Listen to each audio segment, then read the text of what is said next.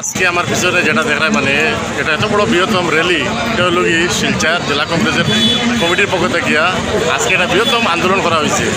যে র্যালিটা মানে শিলচর ব্লক কংগ্রেস কমিটির অফিস থেকে শিলচর ডিসি অফিস পর্যন্ত সম্পূর্ণ বিস্তারিত আপনারা ভিডিওর মাধ্যমে দেখবেন।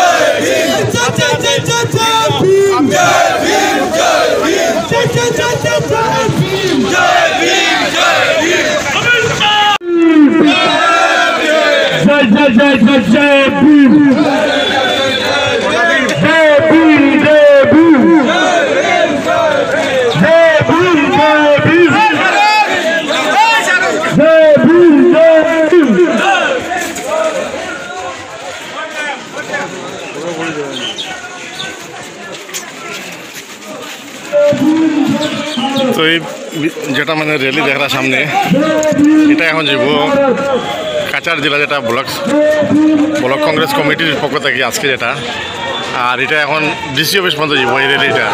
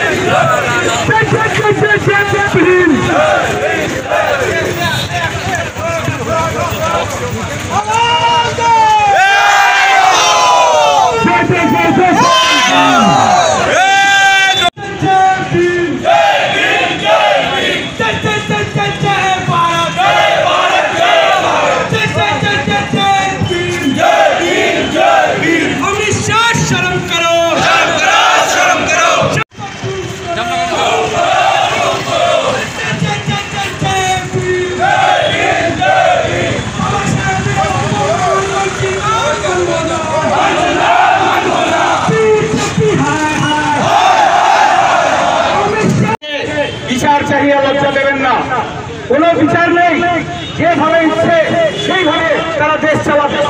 আমাদের আপনাদের মাধ্যমে আমরা অমিত শাহকে এই হুঁশিয়ারি করতে চাই যে জনগণনা যেটা রাহুল গান্ধী দাবি করেছেন সেটা আগামীতে করতে হবে এবং ভারতের আম্বেদকরজির সংবিধানকে পূর্ণ মর্যাদা দিয়ে যেভাবে অতীতে চলেছে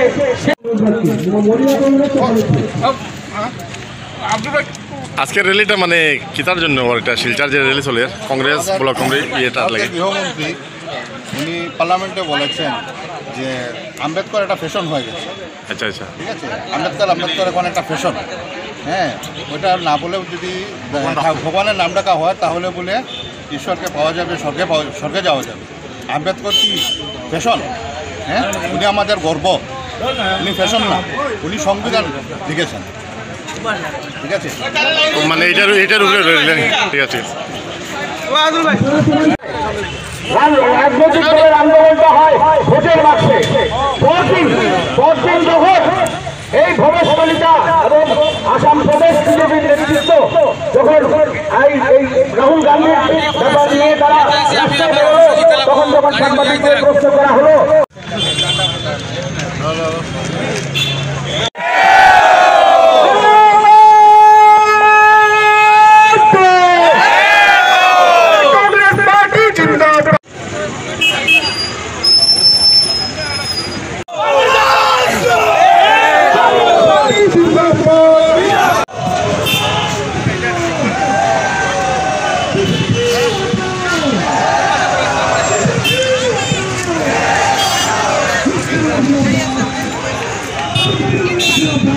করুন।